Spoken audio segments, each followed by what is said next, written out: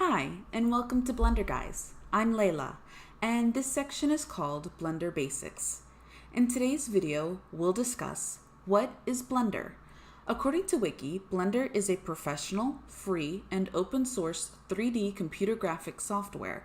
It's used for creating animated films, visual effects, art, 3D printed models, interactive 3D applications, and video games.